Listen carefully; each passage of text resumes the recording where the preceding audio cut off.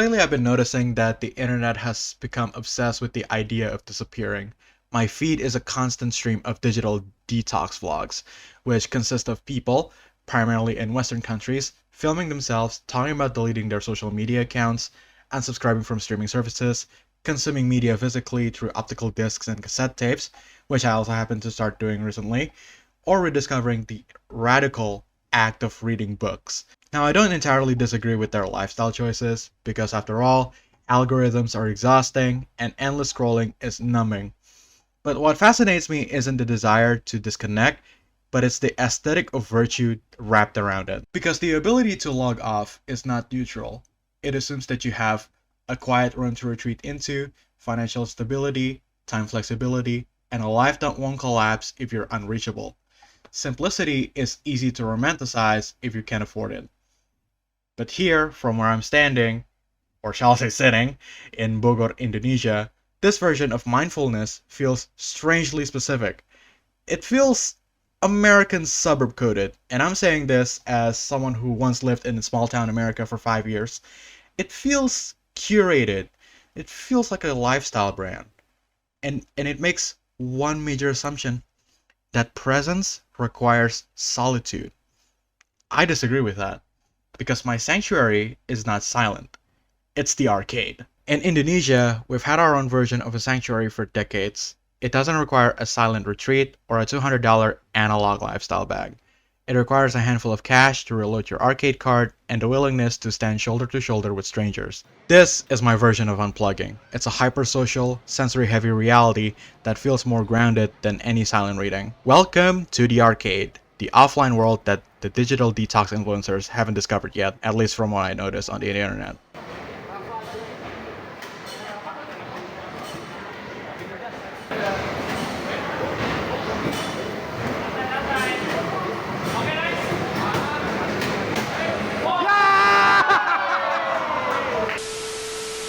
Now let's be honest, there's a specific kind of enlightened energy that comes with the Western digital detox movement. It is often presented as this solitary, ascetic journey, a retreat into one's bedroom with a journal and art supplies, as if peace can only be found in a vacuum. But to me, that feels less like reconnecting and more like a performance of purity. Here in Indonesia, we've never really done solitary well. Our social DNA is built on nongkrong, the art of just hanging out. Whether it's chatting over coffee at a coffee shop, playing online PC games together in a communal environment that is a net cafe, or simply going to the arcade, our version of unplugging is loud, communal, and vibrantly messy.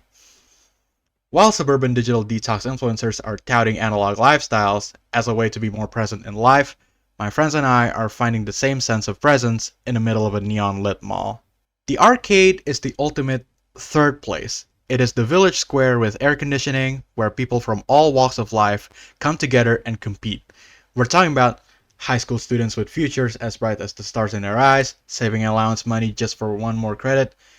And then we have college students who will deliberately skip a proper meal so they could afford another session on a cabinet. Not because they're irresponsible, but because that 1 hour of competition feels more alive than anything else that week.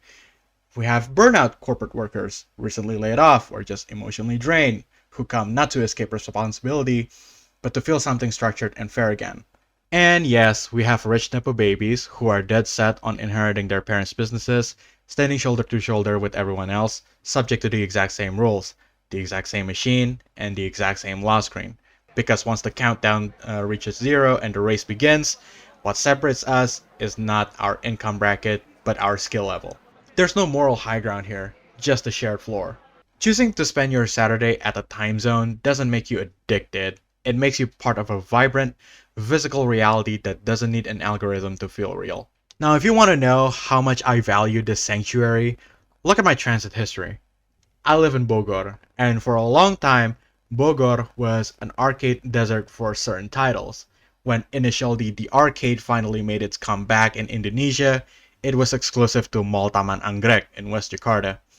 I didn't even hesitate. I coughed up the money, the time, and the energy to survive the train commute and the Jakarta humidity for a few races. I remember the locals there looking at me like I was insane when they found out that I traveled 60 kilometers for a racing cabinet. They all looked at me like, wait, you came all the way here from Bogor for this?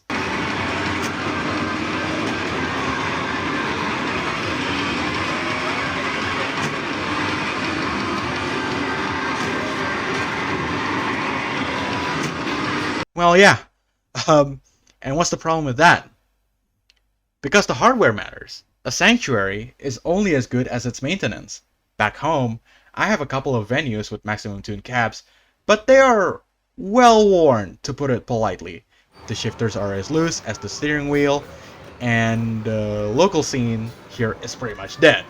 Which is why every time I'm in the mood for some maximum tune, I travel to Depok, which is a city 20 kilometers north of where I live, just so I could get the best maximum tune experience. I make the trek because a well-calibrated machine is a physical joy. It's a pilgrimage. The train ride, the walking, the anticipation, it all builds up to that first clack of the gear shifter or the moment the Bana passport card reader chirps and blinks.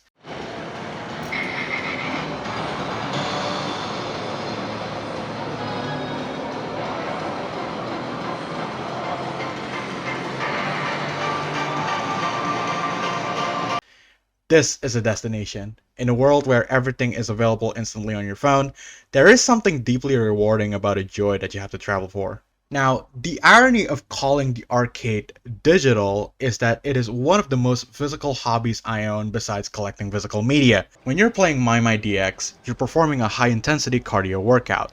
You have the gloves, the muscle memory, and the physical ring that demands your full attention. You can't doom scroll while you're hitting master level charts. Well, in my case, advanced level charts because I suck. I suck at the game, okay? Don't judge me. Now look at Wangan Midnight Maximum Tune 6RR. You're not tapping buttons. You're managing weight transfer, slamming gears, and feeling the haptic feedback of a 700 horsepower beast through your palms as you're gripping the steering wheel.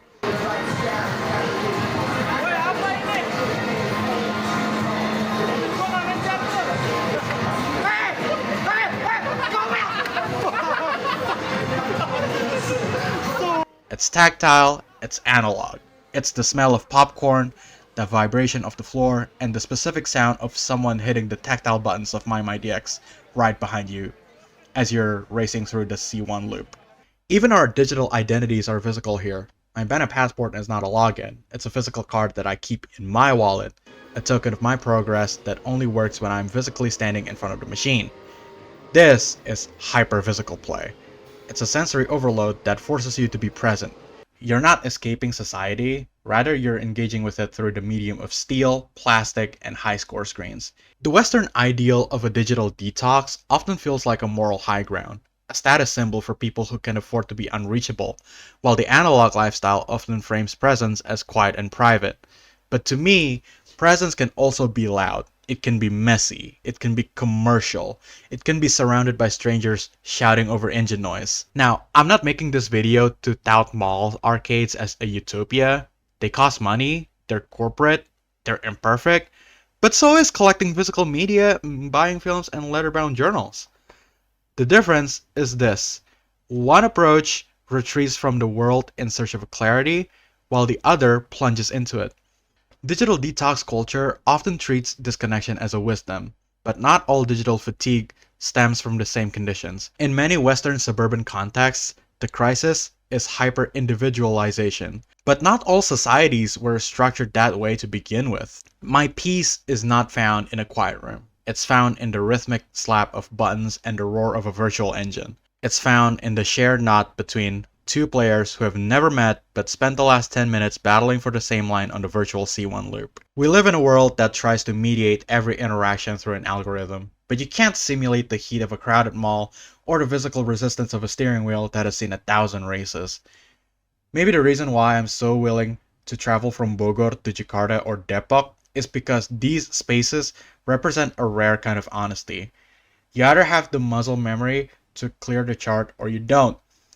You either have the muscle memory to memorize every corner or you don't. The machine doesn't care about your digital footprint. With that being said, I suppose the main takeaway here is that the problem is perhaps not the technology itself, but rather we're forgetting how to use it together. So, let the influencers have their hardback books and their art supplies. I'll be over here, gloves on, pen and passport card ready, standing in front of a cabinet that actually demands something of me. My sanctuary is loud, it's expensive, and it's perfectly real.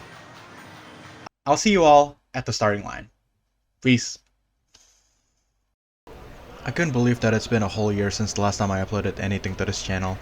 This video primarily serves as a stopgap between my previous analytical video essay and my next one. Consider this video as my 2 cents to the current going offline trend on the internet. What am I going to talk about on my next video essay, however, is a story for another day. Anyway, thank you so much for tuning in, and to my subscribers, thank you so much for sticking around despite my sporadic uploads. I'll catch you all in the next one.